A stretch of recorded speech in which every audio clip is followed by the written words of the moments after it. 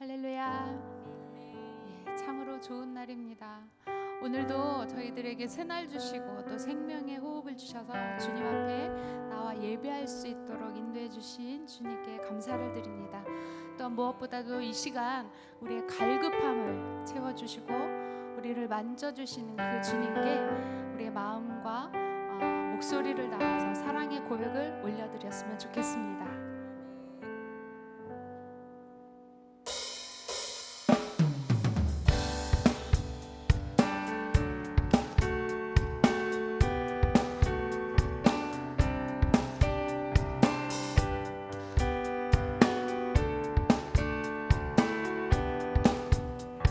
갈급한 내 마음, 갈급한 내 마음 만지시는 주, 사랑과 노래 드리기 원합니다. 주 사랑해요, 주 찬양해요. 높고 거룩한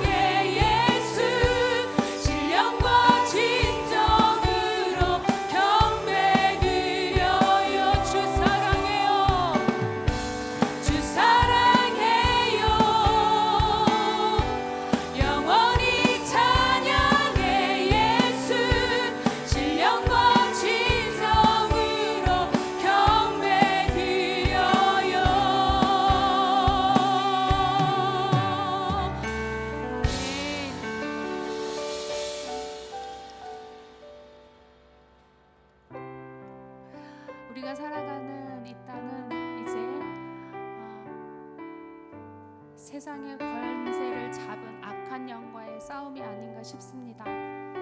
우리를 수없이 미혹해 하고 또 우리가 믿음으로 올바로 설 수 없게 많은 것들이 우리를 방해하고 있는데요. 그럴 때마다 우리가 이길 수 있는 것은 주님과 함께하면 모든 것을 이길 수 있을 줄로 믿습니다. 이 시간 우리가 선포하면서 함께 찬양하겠습니다.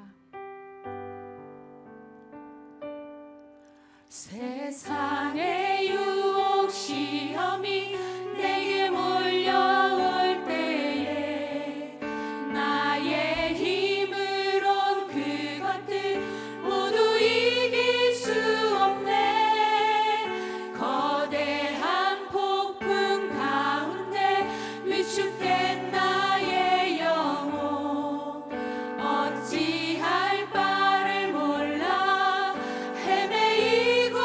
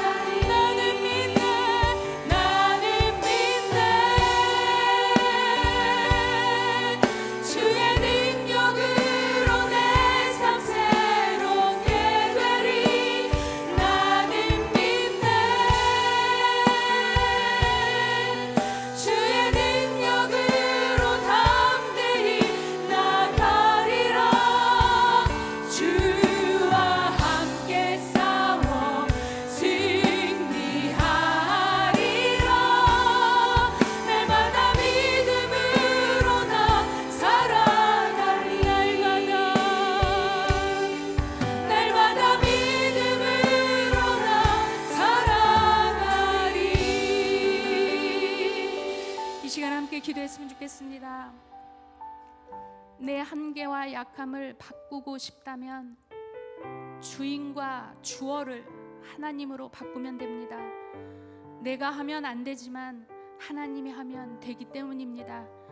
나는 이길 수 없지만 하나님은 이길 수 있기 때문입니다. 주인은 내가 아니라 하나님이기 때문입니다. 하나님이 하신 일, 하나님이 하실 일이 되면 내 삶이 하나님이 다스리는 하나님의 나라가 됩니다. 하나님, 그렇습니다. 내 삶의 주인은 내가 아닌 하나님이십니다. 그 믿음을 저희들에게 다시금 부어 주시옵소서. 하나님, 오늘도 이무세 목사님을 단위에 세워주셨사오니 목사님을 통하여 나에게 들려주시는 그 음성이 이제 내가 너를 결코 떠나지 않고 끝까지 지키겠다고 하시는 그 확증된 말씀을 이 시간도 듣게 하여 주시옵소서. 하나님, 오늘 이 예배가 하나님이 기뻐 받으시는 예배가 되길 소망하면서 이 시간 다 함께 통성으로 기도하도록 하겠습니다. 하나님, 그렇습니다. 내 삶의 주인이 아버지 하나님, 내가 아니라 하나님임을 알면서도 여전히 아버지 하나님, 내 삶에 여러 가지 문제를 내가 짊어지고 아버지 힘들어할 때가 얼마나 많은지 알 수 없습니다.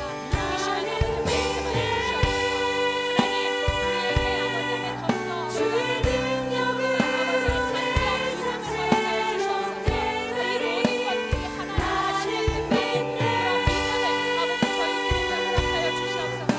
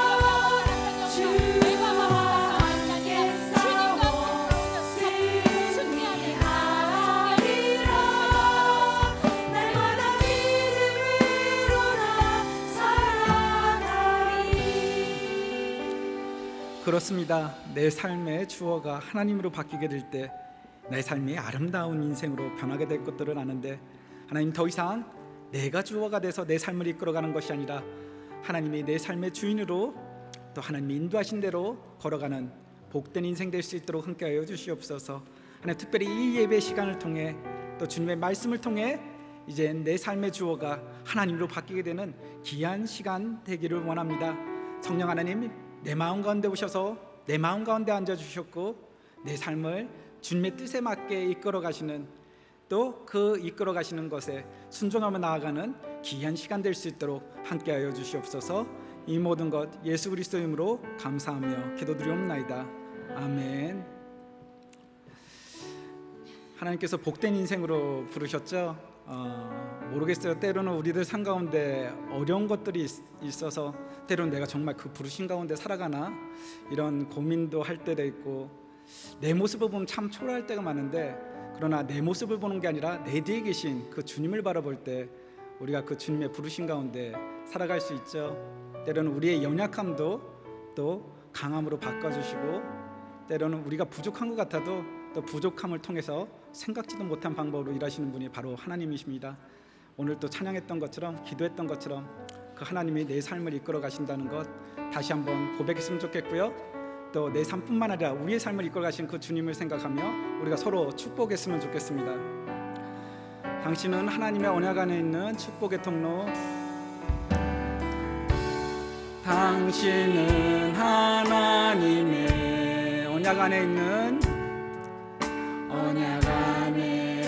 있는 축복의 통로, 당신을 통하여서 열방이 주께 돌아오게 되리. 우리 자신을 축복합니다. 우리는 하나님의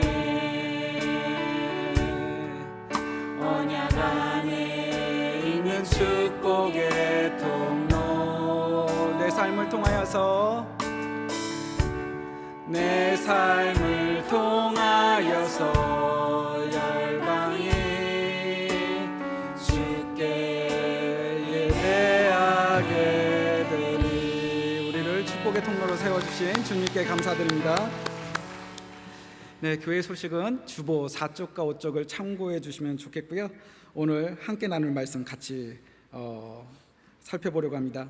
에베소서 4장 22절에서 24절 말씀인데요. 우리 짧은 구절이니까 한마음 한목소리로 읽도록 하겠습니다.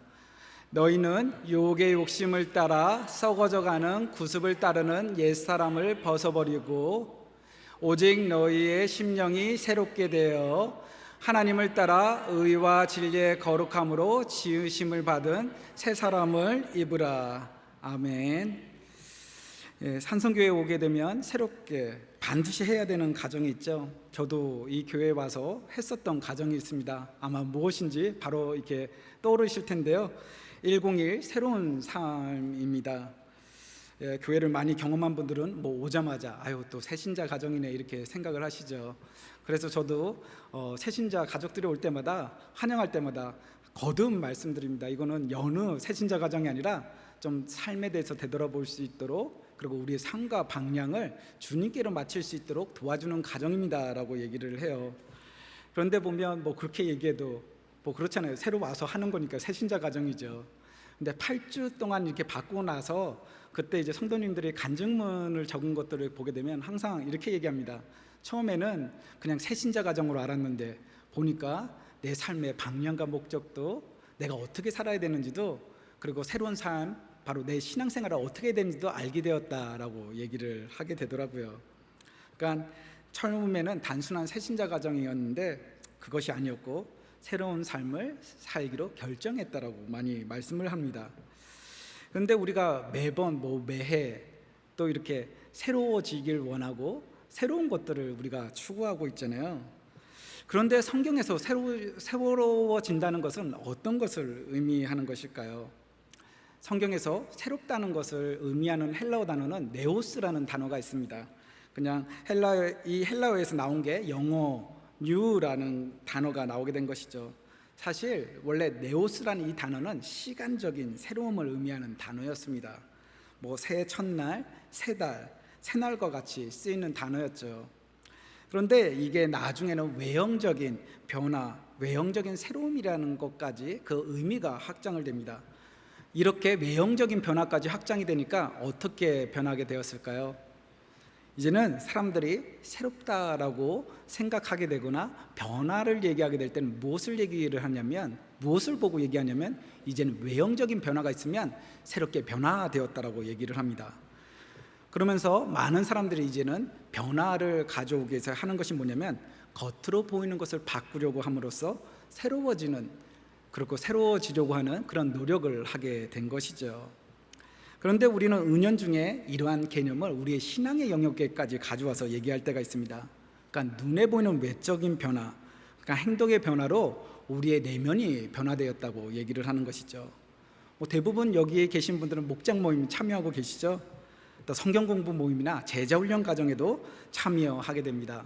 근데 어떻습니까? 목장 모임에 가도, 성경 공부 모임에 가도, 그 다음에 제자훈련 과정에 가도 우리의 행동은 달라지게 됩니다. 매주 특정한 시간, 특정한 장소에 가게 되고요. 성경을 안 읽던 사람이 말씀 묵상을 하게 되고, 잘 나누지도 못한 사람이 목장 가서 이제 나누기도 시작합니다. 그리고 또 신앙서적도 읽죠. 신앙적인 말도 하게 되고요. 신앙적인 단어를 또 쓰기 시작합니다. 그러면 사람들은 어떻게 반응하죠? 우와, 주님의 은혜 안에서 너 정말 많이 변했다, 너 정말 새로운 사람이 되었구나라고 얘기를 합니다. 근데 우리가 한번 여기서 생각을 해봐야 되죠. 이렇게 겉으로 보이는 변화가 있었다고 해서 정말 새로운 변화가 되었다라고 말할 수 있는 것인가? 사실 행동이 달라졌다고 해서 무조건 다 변화했다라고 얘기할 수는 없는 것이잖아요. 왜냐하면 우리 사람은 너무나 환경에 잘 적응하는 존재이기 때문에 그렇습니다. 사실 우리는 어디에 있더라도 살아남기 위해 그곳에 최적화를 너무나 잘하는 존재죠. 그런 대표적인 예가 어디 있을까요? 아마 여기 계신 분들은 좋아할지 모르겠는데 군대가 있죠. 군대에 가면 남자들은 어떻게 합니까? 시키는 대로 정말 열심히 합니다. 물론 불평, 불만, 욕은 늘어나지만 심하게 적응을 잘하죠. 왜냐하면 그곳에서 살아남아야 하니까요. 그리고 진짜 사나이처럼 행동합니다. 근데 하지만 어떻게 되죠? 제대하는 순간 모든 것을 다 잊죠. 그래서 예비군 훈련 가면 어떻습니까? 아무리 군기를 잡아도 옛날 군인으로 돌아가지는 않는 것입니다. 직장에서도 마찬가지죠. 입사하면 자신을 직장에 맞추게 됩니다. 그래야 직장을 다니면서 돈을 받을 수 있기 때문에 그렇죠. 근데 만약에 이것이 변화라고 한다면 우리의 삶의 모습은 어떠해야 할까요? 우리의 삶에서 시간이 지났다 하더라도 뭐 좋은 것이라면 여전히 동일하게 하고 있어야 변화된 것이잖아요. 군대 전역한 이후에도 어떻게 하죠? 그것이 정말 변화되었다고 하면 똑같이 지금 환경과 시간의 어떤 변화에 상관없이 그대로 하고 있어야 되는 것입니다. 근데 그렇지는 않잖아요. 변화한 것이 아니고요. 근데 슬프게도 지금까지 이야기했던 모든 것들은 정말 적응을 잘했다는 그 예들입니다. 적응은 누구나 잘하고요. 그래서 적응은 절대로 변화가 아닌 것입니다. 그런데 우리는 예수님을 믿고 새로워지는 것까지도 세상에서 이야기하는 그런 새로움의 개념으로 이야기를 한다는 것이 문제죠. 예수님을 잘 믿으면 눈에 보이는 외적인 변화가 일어난다는 것입니다. 어느 정도 맞는 부분도 있죠. 그런데 사실 예수님을 믿고 새로워진다는 것은 바로 헬라어에서 얘기하는 네오스와는 전혀 다른 변화를 의미하고 있습니다. 성경에서 말씀하는 바로 그 변화는 행동의 변화를 얘기하는 것이 아니에요. 성경에서 말하는 그런 변화는 바로 마음의 변화를 얘기하고 있는 것입니다. 바로 그 행동을 하게 되는 그런 생각과 마음과 태도의 변화가 진정한 변화라고 얘기하고 있는 것이죠. 바로 그것이 성경에서 얘기하는 변화입니다. 오늘 성경의 본문 우리가 읽었잖아요. 이거는 사도 바울이 로마의 감옥에 있을 때 에베소 성도들에게 쓴 편지입니다. 근데 사도 바울은 옛사람과 새사람의 개념으로서 에베소 교회 성도들에게 변화되는 삶에 대해서 설명을 하고 있죠. 옛사람은 옛사람의 삶의 모습을 따라 살아가는 사람이지만 지금 새사람은 의롭고 진실하고 거룩하게 살아간다고 얘기하고 있습니다. 근데 이 얘기를 살짝 보면 어떻습니까? 겉으로 보게 되면 그냥 겉으로 보이는 행동으로 판단하고 있는 것 같이 보이잖아요. 그러나 자세히 보게 되면 사도 바울은 그 근본적인 요소, 중요한 부분을 얘기하고 있습니다. 옛사람이 옛사람의 삶의 모습을 따르는 것은 유혹의 욕심 때문에 그런 것이고요. 새 사람이 의롭고 진실하고 거룩한 삶을 살게 되는 것은 왜냐하면 그 마음 가운데 주님을 생각하고 새롭게 변화된 마음 때문에 그렇게 살아간다고 얘기하고 있는 것입니다. 그렇다면 우리들 마음 가운데 궁금한 것이 생기죠. 그럼 이 유혹의 욕심은 언제부터 우리들 삶 가운데 들어온 것인가? 창세기 3장에 인간의 타락에 대한 이야기가 나오게 됩니다. 사람의 그 처음에 유혹이 왔었던 것이 무엇이었죠? 하나님이 주신 그런 것들을 누리고 사는 것이 아니라 내가 하나님이 되고 싶어 했던 그 마음에 따라서 죄를 짓게 되었잖아요. 바로 창세기 3장의 타락 사건 이후 인간은 그 유혹의 욕심에 따라 움직이게 되는 것입니다. 이것은 우리의 살아가는 모습만 봐도 쉽게 알 수 있죠. 우리는 무엇을 위해 살아가고 있습니까? 사람들이 왜 이토록 요즘에 바쁘게 살아가는 것일까요? 그리고 왜 이렇게 열심히 살아가는 것입니까? 주님의 나라와 그 의를 위하여 이렇게 바쁘게 살아가는 것입니까? 아니죠. 거의 대부분 잘 먹고 잘 살고 싶은 유혹의 욕심 때문에 이렇게 살아가는 것입니다. 사실 결혼하는 이유도 그렇지 않습니까? 과거에는 배우자를 위해, 자녀를 위해 내가 행복하게 해줘야지 그런 희생의 그런 마음과 태도로 있었는데요. 하지만 요즘은 어떤 마음으로 결혼을 하는가요? 나를 섬겨주길 바라고 내 부족한 것을 채워줄 수 있는 배우자를 만나고자 하는 그런 마음으로 결혼하는 사람들이 많죠. 어느샌가 내가 주인이 되고요, 나에게 맞춰주는 그런 배우자가 있었으면 좋겠다라고 얘기를 합니다. 근데 그런 마음으로 결혼하고 그런 마음으로 살아가면 어떻습니까? 결혼 생활 자체에 위기가 오게 되는 것이죠. 부모가 되는 것도 마찬가지입니다. 전에는 부모가 자녀를 양육하며 자신을 희생하는 것이 당연한 것이었는데 지금은 그러한 희생이 부담되어서 부모의 책임을 회피하려고 하고요, 또 아이도 가지지 않으려고 합니다. 취업도 그렇죠. 직업 또는 소명으로 그렇게 번역되는 영어 단어 vocation은 라틴어 단어 보카티오에서 왔습니다. 보카티오는 하나님이 주신 달란트를 이용해서 하나님께 영광 돌리는 그런 의미를 가지고 있는 건데 그러니까 정확하게 직업의 의미를 얘기한다면 바로 하나님이 주신 달란트를 사용해서 하나님께 영광을 돌리는 것, 그것이 바로 직업의 의미가 되는 것이죠. 그런데 우리는 그런 의미를 따라서 직업을 선택하는 것이 아니라 어떤 것을 따라 직업을 선택하고 있죠? 잘 먹고 잘 살고 누리기 위해서 직업을 가지려 하지 않습니까? 그런데 이러한 경향이 신앙생활에서도 나타나고 있습니다. 묵상하거나 설교를 들을 때도 어떻습니까? 분명히 모두 하나님의 말씀인데, 분명 모두가 하나님의 말씀인데도 불구하고 우리는 듣고 싶은 것만 골라서 듣죠. 세상 끝날까지 함께 해주시는 하나님, 복 주시는 하나님, 우리의 삶을 인도하시는 예수님, 우리의 삶을 역전시키는 그 하나님에 대한 이야기를 듣고 싶어는 하지만 십자가를 지고 따르라는 그 예수님에 대한 이야기는 우리는 들으려고 하지 않죠. 내가 져야 할 십자가는 오히려 다른 사람에게 넘겨줍니다. 신앙의 기준도 어떻게 바뀐 것이죠? 모두 내 유익에, 유혹의 욕심에 따라 최적화되어 있다는 것이죠. 그러면 우리는 변화되기 위해서 어떻게 해야 하는가? 그러면 23절에서 말하는 새 사람이 되는 심령의 변화란 무엇을 의미하는가 살펴보는 것이 필요하죠. 여기서 심령이란 마음을 의미합니다. 즉 우리의 마음이 변해야 새 사람이 될 수 있다라고 얘기를 하는 것이죠. 근데 이렇게 얘기하면 아직도 새 사람의 의미가 마음에 와서 잘 닿지 않으실 거예요. 왜냐하면 변화의 대상인 마음이 참 모호한 그런 개념이기 때문에 그렇습니다. 그런데 성경은 예수님의 마음에 대해서 이렇게 설명하고 있는데요, 그것이 빌립보서 2장 5절에서 8절 말씀에 나오게 됩니다. 우리가 2장 5절부터 우리가 한 마음 한 목소리로 같이 읽도록 하겠습니다. 너희 안에 이 마음을 품으라. 곧 그리스도 예수의 마음이니 그는 근본 하나님의 본체시나 하나님과 동등됨을 취할 것으로 여기지 아니하시고 오히려 자기를 비워 종의 형체를 가지사 사람들과 같이 되셨고 사람의 모양으로 나타나사 자기를 낮추시고 죽기까지 복종하셨으니 곧 십자가에 죽으심이라. 아멘. 여기서 나오는 마음을 이렇게 보게 되면 많은 사람들이 먼저 감정을 먼저 생각합니다. 마음이 어떤가요? 라는 질문하면 우리는 어떻게 얘기하죠? 예, 좋아요. 너무나 좋아요. 근데 그건 싫어요. 힘들어요. 괜찮아요. 라고 대답합니다. 왜냐하면 마음을 감정적인 것으로 국한되어 생각하기 때문에 그런 것이죠.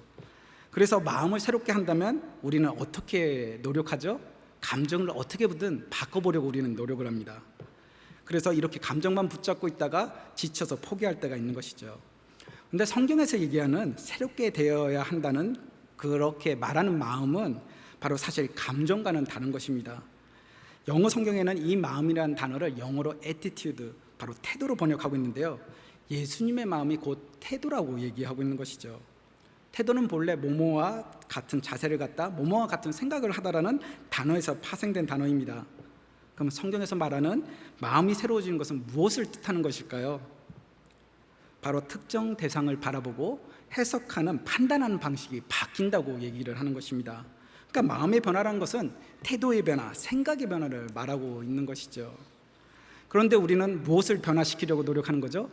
이 감정을 변화시키려고 하는데 성경에서 얘기하는 변화는 그것이 아니라고 얘기하는 것입니다. 그래서 사도 바울은 골로새서 3장에서 옛사람과 새사람의 차이점으로 제시하고 있는 것이 있는데요, 우리가 한번 그것도 같이 살펴봤으면 좋겠습니다. 골로새서 3장 1절과 2절인데 같이 읽겠습니다. 그러므로 너희가 그리스도와 함께 다시 살리심을 받았으면 위의 것을 찾으라. 거기는 그리스도께서 하나님 우편에 앉아 계시느니라. 위의 것을 생각하고 땅의 것을 생각하지 말라. 그러니까 옛사람과 새사람의 차이점이 뭐라고요? 생각이라고 얘기하고 있는데요, 즉 마음의 변화라는 것을 얘기하고 있습니다. 그러니까 너희가 그리스도와 함께 다시 살리심을 받았으면 이제는 위의 것을 생각하고 땅의 것을 생각하지 말라는 것이죠. 옛사람과 새사람의 차이점이 무엇이라고요? 옛사람은 땅의 것을 생각하는데 새사람은 하늘의 것을 생각한다.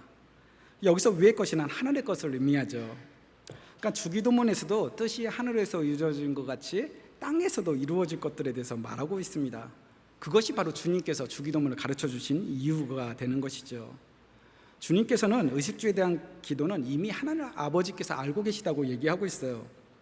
그래서 다른 이방인들과 같이 의식주를 위해서 기도하지 말라고 하는 것이죠. 근데 우리는 이미 그러한 기도를 매일의 삶 가운데서 정말 열심히 하고 있죠. 잘 살게 해달라는 기도, 사업, 성공, 취업, 대학 입시, 공부 잘하게 해달라는 모든 것들 다 그런 기도를 드리고 있습니다. 신기한 것은 우리가 주님의 이름으로 기도를 하고 있지만 여기에 마리아, 알라, 부처님만 빼면 그런 것들 아니면 갖다 붙이면 뭐냐면 모든 사람들이 모든 종교에서 드리는 기도가 똑같다는 거예요. 왜 이렇게 기도가 똑같을까요? 왜냐하면 이 세대의 문화, 이 세대가 원하는 것이 바로 그러한 것이기 때문에 그런 것이죠.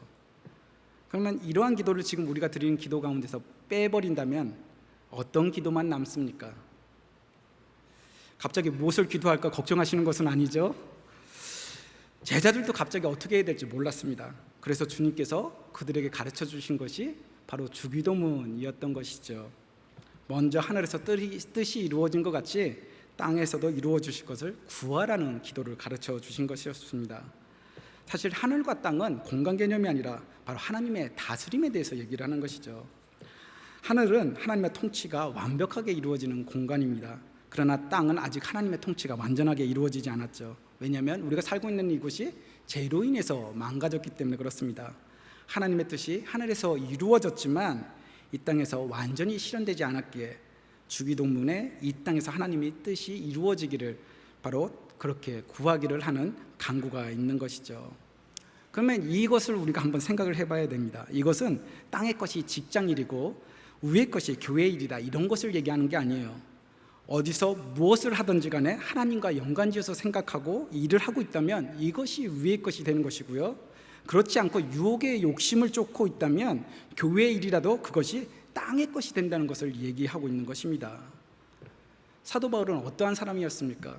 사실 사도 바울도 주님이 부르시기 이전에 땅의 것을 쫓고 있었던 사람이었죠. 종교적 열심도 있었고요. 출신 성분도 좋았습니다. 교육 수준도 되게 높았고요. 학벌, 지위, 가문 같은 것들을 자랑하는 그런 사람이었죠. 다른 사람들도 그렇게 평가했던 사람이었습니다. 그래서 예수 믿는 사람들을 어떻게 했죠? 잡아서 죽이고 핍박하고 했었던 사람이 바로 사도 바울이었죠. 그런 사람이 예수님을 만나 변화하게 됩니다. 그리고 자신이 하나님을 위해서 하고 있었던 모든 것들이 이젠 그분과 전혀 상관없는 일이라는 것을 깨닫게 되고 이전에 자랑하던 모든 것들을 배설물로 여기고 주님만 바라보기로 선택을 하게 되죠. 바로 동기와 관점, 바로 생각이 달라진 것입니다. 바로 이것이 성경에서 말하는 변화인 것이죠. 근데 문제는 이렇게 중요한 것, 이 중요한 생각을 바꾸는 것이 엄청 어렵다는 것입니다. 차라리 행동을 바꾸는 것이 너무나 더 쉬울 수도 있어요. 최소한 일주일에 한 번 정도는 어떻게 하죠? 우리가 주일날 와서 평소에 한 번의 행동은 자제할 수 있으니까요. 근데 내면의 생각을 바꾸는 것은 전혀 다른 이야기가 됩니다. 행동은 억지로 바꿀 수 있지만, 적응할 수 있지만 나의 태도와 마음을 바꾸는 것은 정말 어려운 것이죠. 왜 나의 태도와 마음을 바꾸는 것이 그렇게 어려울까요? 왜냐하면 우리는 그 문화에, 이 시대의 문화 가운데 살아가고 있기 때문에 그런 것입니다. 지난주 설교에서 시간에 대해서 나눴었죠. 우리는 세상의 시간, 세상의 방법이 아니라 바로 하나님의 시간을 살아가도록 부르심을 받았다고 말씀을 나눴는데요. 근데 문제는 그 시간은 제한적이라는 것이고요. 우리는 시간 안에 우리의 삶을 살아간다는 것입니다. 시간 안에 살아가다 보니까 시대의 문화의 영향을 많이 받는 것이죠. 부모 세대는 자녀 세대와 다른 그런 문화 속에서 살아가게 되죠. 저도 요즘에 중고등학생들 보면 참 이해가 안 될 때가 많은데요. 요즘 교회에서 옷을 입는 문화는 어떻습니까? 제가 어렸을 때 교육받기로는 가장 좋은 옷을 입고 가라고 했어요. 그럼 옛날 세대들에게서도 가장 좋은 옷은 어떤 옷이죠? 비싼 옷, 정장 이런 것들이 좋은 옷이죠. 근데 요즘 학생들은 어떤 옷을 입고 다닙니까?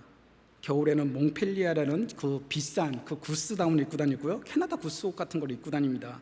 평상시는 아디다스, 나이키 같은 그런 추리닝 입고 다니죠. 교회에 좋은 추리닝을 입고 옵니다. 우리 눈에는 추리닝인데 이것은 그들에게 있어서는 정장인 거예요. 이것이 왜냐하면 가장 비싼 옷이기 때문에 그렇습니다. 근데 우리는 정장 입고 비싼 옷 입고 운동하지 않잖아요. 바로 고등학생들도 마찬가지예요. 비싼 나이키 추리닝 입고 운동하지는 않습니다. 거의 모셔두고 운동할 때는 운동복으로 바꿔 입고 운동을 해요. 또 그런 고등학생들은 교회에 올 때 어떻게 옵니까? 슬리퍼를 신고 오죠. 가장 좋은 나이키, 아디다스 슬리퍼를 신고 옵니다. 외국 학생들은 쫄이라는 것들을 신고 다니는데요. 다른 것이 있다면 우리 학생들은 흰 양말을 신고 온다는 것이죠. 근데 이게 이들의 생각이에요. 우리는 이해하지 못하지만 이게 이 세대들의 문화입니다. 그러니까 그만큼 우리는 시간의 제약 속에서 동시대 사람들의 사고 문화의 영향을 받고 살아간다는 것을 바로 이러한 예를 통해서 말씀을 드리는 거예요. 시대 문화를 벗어나서 사실 새로운 생각을 한다는 것, 이것은 쉽지 않은 것이죠. 그래서 변화가 우리들 삶 가운데 일어나는 것이 사실 쉽지 않은 것입니다. 마음의 변화가 왜 어려운가? 우리가 아브라함을 통해서 한번 봤으면 좋겠는데요. 창세기 12장 1절 말씀 우리가 같이 봤으면 좋겠습니다. 여호와께서 아브라함에게 이르시되 너는 너의 고향과 친척과 아버지의 집을 떠나 내가 내게 보여줄 땅으로 가라. 하나님께서 아브라함에 나타나서 어떻게 하죠? 고향, 친척, 아버지의 집을 떠나라고 얘기합니다. 사실 고향, 친척, 아버지의 집은 익숙한 거예요. 시대 문화라고 볼 수 있는 것이죠. 자신을 보호하고 끼리 문화 가운데 안전하게 누릴 수 있는 것들입니다. 그런데 하나님은 편하고 누리기 쉽고 익숙한 것인데 지금 떠나라고 얘기하고 있는 것이죠. 그러면서 하나님은 아브라함에게 자녀를 약속해 주십니다. 근데 이 아브라함은 어떻게 하죠? 순종하여 가나안 땅으로 들어가게 되죠.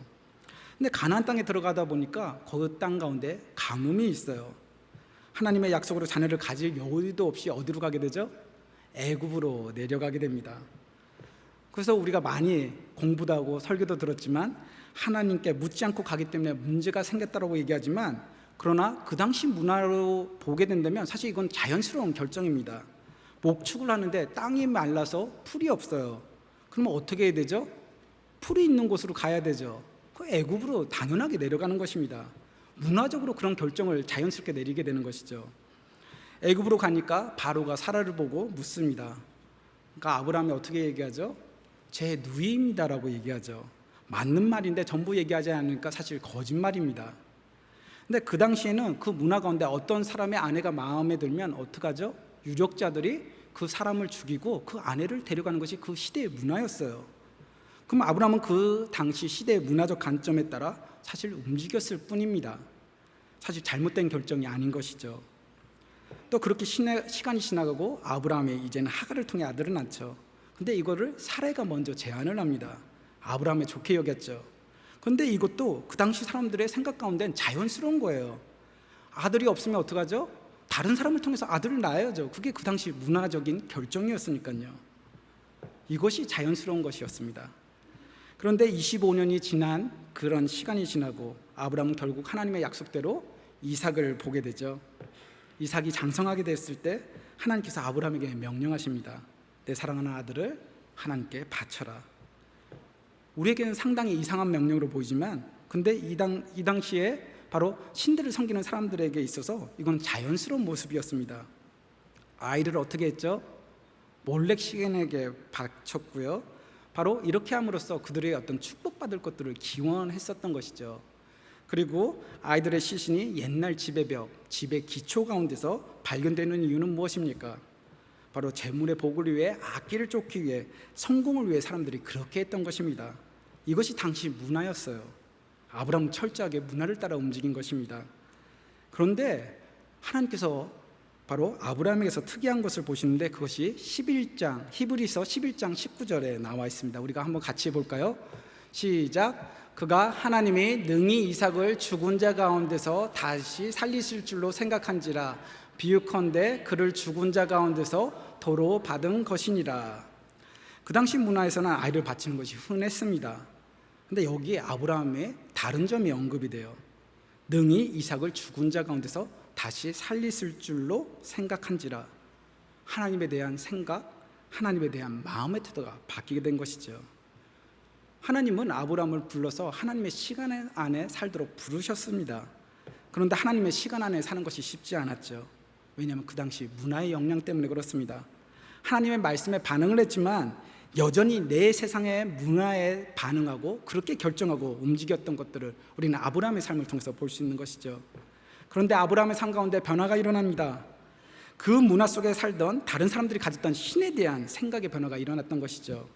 이제는 그 당시 사람들의 삶의 방향과 목적과는 다른 삶의 방향과 목적이 아브라함의 마음 가운데 생겨난 것입니다.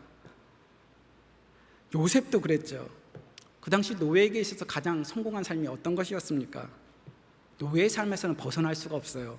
그러면 가장 좋은 방법이 뭐냐면 주인의 아내의 눈에 들어서 주인의 아내를 따라다니면서 그 고된 노동에서 벗어나는 것, 그게 바로 노예들에게 있어서 가장 좋은 삶의 모습이었습니다. 최고의 성공이었죠. 그런데 요셉은 그러한 최고의 성공의 기회도 날려버리고요, 그리고 그 당시 문화도 거부해버립니다. 이것으로 인해서 죽을 수도 있었지만 요셉은 다른 삶의 방향과 목적을 가졌기 때문에 그렇게 할 수 있었던 것이었죠. 다니엘은 어떻습니까? 노예로 끌려왔어요. 노예로 끌려왔지만 최고의 위치까지 올라갔던 사람입니다. 왕의 음식을 먹고 배워야죠. 근데 이것이 당시의 문화였습니다. 근데 다니엘은 어떻게 선택하죠? 거부하고요, 왕의 음식을 거부하고 하나님을 우선순위로 두기로 결정합니다. 죽을 수도 있었지만 개의치 않았죠. 바로 다른 삶의 방향과 목적이 있었기 때문에 그렇게 했었던 것이죠. 사실 생각은 중요합니다. 그렇기 때문에 쉽게 바뀌지 않죠. 하지만 생각이 변화될 때 우리는 새로운 삶을 살 수 있게 되는 것입니다. 이러한 새로운 삶이 우리의 삶이 되기를 소망합니다. 이제 말씀을 정리하려고 합니다. 손흥민의 아버지 손흥정 씨가 쓴 모든 것은 기본기에서 시작된다는 책이 있죠. 박지성의 아버지도 있지만 사실 손흥정 씨가 다른 이유는 다른 사람과 다른 삶의 방향과 목적을 가졌기 때문에 그렇습니다. 손흥정 씨도 축구 선수였죠. 20대에 두각을 나타냈고 프로구단에도 들어갔지만 부상을 당해서 그만두게 됩니다. 근데 두 아이를 위해서 어떻게 하죠? 막노동판에서도 일하게 되고, 근데 그러한 상황 가운데서 자신은 비관하지 않았다고 그러죠. 축구 선수는 무식하다는 편견을 깨기 위해서 1년에 100권에서 140권 되는 책을 읽었고요, 그리고 좋은 책은 3번 읽었다고 얘기합니다. 그러면서 꼼꼼하게 좋은 내용들이 있다면 그것을 인생 노트라는 책에서 적고 그것을 때때로 손흥민의 형에게 그것들을 알려주고 연습할 때마다, 훈련할 때마다 이야기하고 책 읽는 것의 중요성에 대해서 강조했었죠. 그래서 손흥민은 나중에 이렇게 얘기하죠. 나의 축구는 나의 아버지의 작품이다. 근데 손흥정 씨는 손흥민에게 이렇게 얘기합니다. 축구를 하는 이유는 돈을 벌고 유명해지기 위해서가 아니라 사람이 되기 위해서 하는 거야. 보통 사람 같았으면 어떻습니까? 유명해져서 돈을 벌고 좋은 곳에서 사는 것에 대해서 생각하고 그런 것들에 대해서 이야기하는 것이 그냥 인지상정인데, 근데 바로 손흥정 씨는 손흥민에게 사람이 먼저 되는 것, 그것이 중요하다는 삶의 방향과 목적을 가르쳐 준 것이었죠. 그것이 바로 손흥정 씨를 다른 사람과 특별한 아버지로 만든 것이기도 하고요, 손흥민을 특별한 축구 선수로 만든 이유이기도 한 것입니다. 그리고 그러한 삶의 이야기가 오늘날 많은 사람들에게 울림을 주고 있는 것이죠. 생각은 정말 중요한 것입니다. 그렇기 때문에 쉽게 바뀌지는 않죠. 그러나 이러한 생각이 주님의 은혜 가운데 바뀌게 될 때, 이제는 주님의 은혜 가운데 주님의 관점으로 새롭게 해석되고 내 삶의 방향과 목적을 보고 나아가게 할 때, 그때 우리들의 삶의 이야기가 달라질 수 있는 것입니다. 그때 우리의 변화된 삶의 이야기가 다른 사람들에게 영향을 줄 수 있는 것이죠. 손흥정 씨는 그리스도인이 아닙니다.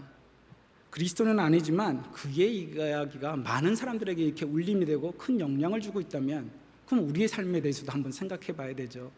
복음으로 인해서 우리가 변화된 삶을 살고 있다면 손흥정 씨보다 더 큰 꿈을 꾸고 우리가 살아야 되는 것은 아닐까요?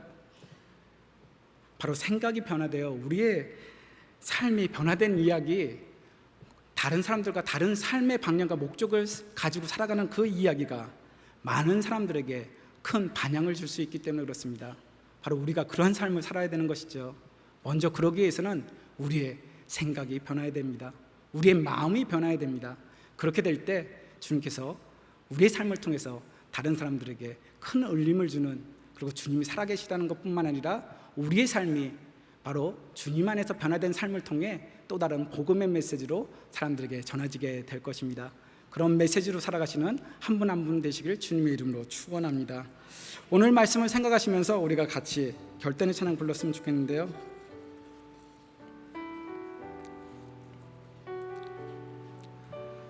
중요한 것은 주님께서 함께 하신다는 것이죠. 세상에 무엇을 얘기하는 것이 중요하지 않습니다. 그 주님이 함께 하신다면 우리는 이미 모든 것을 가진 존재들입니다.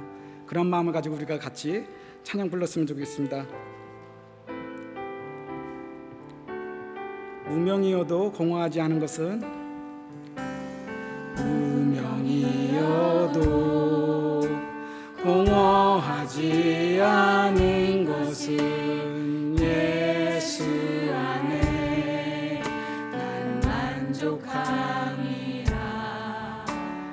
가난하여도 부족하지 않은 것은 예수 안에 오직 나는 부요함이라. 고난 중에도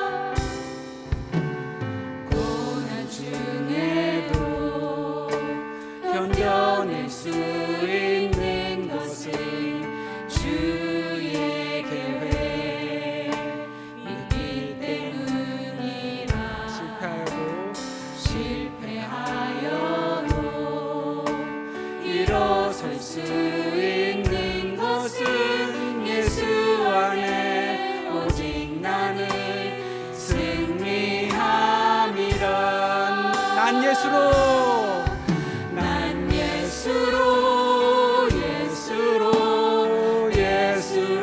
충만하네. 세상 모든 것들도 부럽지 않네.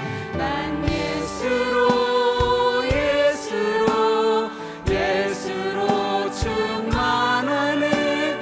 영원한 왕 내 안에 살아계시네. 내 몸이 약해도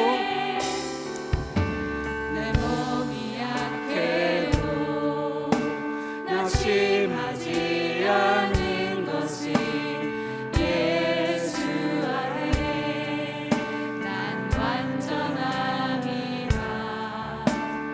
화려한 세상 부럽지 않은 것은 난 예수로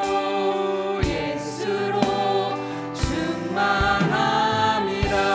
난 예수로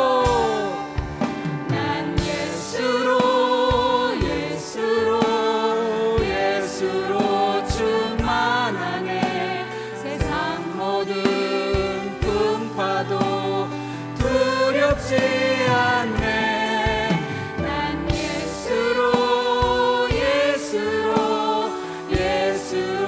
충만하네.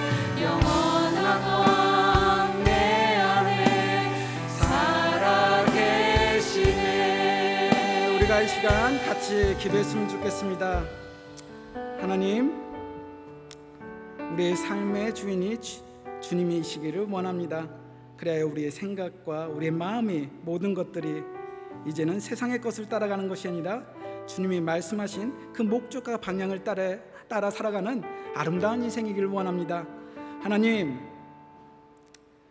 다른 사람과 다른 삶의 방향과 목적을 가졌던 사람들이 주님께 영광 돌렸던 것뿐만 아니라 큰 메시지로 큰 울림이 되었던 것처럼 우리의 삶이 그러한 인생 될 수 있도록 함께해 주셨고, 하나님, 겉으로 보여지는 외형적 변화가 다가 아니라 우리의 내면의 변화가 일어나서 정말 주님께 영광 돌리는 것뿐만 아니라 주변 사람들에게도 선한 영향력 끼치는 그러한 인생 될 수 있도록 함께하여 주시옵소서. 우리 다 같이 기도하시겠습니다.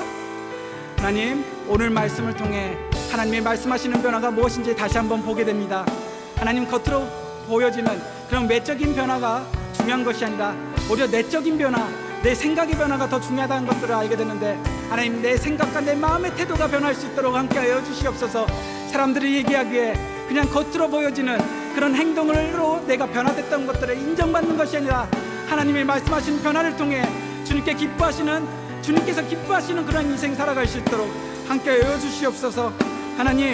하나님께서 우리의 삶을 변화시키는 것들 가운데 하나님, 내 마음이 변하게 되고 내 생각이 변화가 될 때 바로 우리의 삶도 변화가 되고 주변 사람들에게 큰 울림이 되는 인생을 살아가는 것이라는데, 내가 그러한 삶 살아갈 수 있도록 함께해 주시옵고, 아브라함이 그 시대 문화 가운데 주님이 어떤 분인지를 알아가고 이제는 또 다른 삶의 방향과 목적을 가졌던 것처럼 내가 바로 그러한 인생 될 수 있도록 함께해 주시옵소서.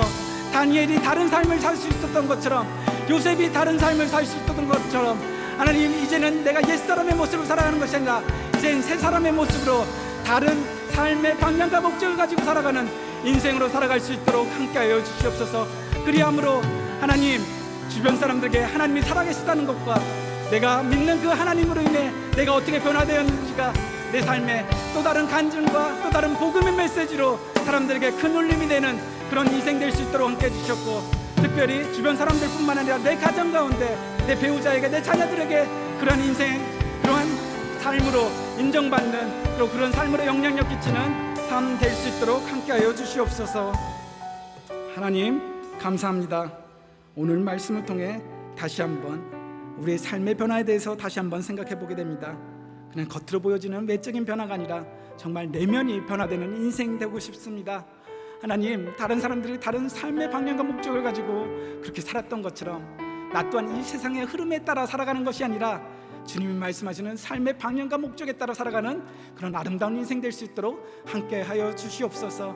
하나님, 그렇게 살아갈 때 주님께서 우리들 삶 가운데 함께 하시고 또 우리들의 삶이 더욱더 아름다운 인생으로 변화시켜 주실 줄 아는데, 하나님 그렇게 살아가는 것을 통해 하나님 매일의 삶이 기쁘고 감사한 것뿐만 아니라 주변 사람들에게 그 주님을 전하는 아름다운 메시지 같은 인생 될 수 있도록 함께 해주셨고, 특별히 가정에서 내 배우자와 내 자녀들에게도 내가 어떻게 살아가야 되는지를, 어떻게 변화되어 살아가는 것이 새로운 삶인지를 보여주는 그런 인생 될 수 있도록 함께하여 주시옵소서.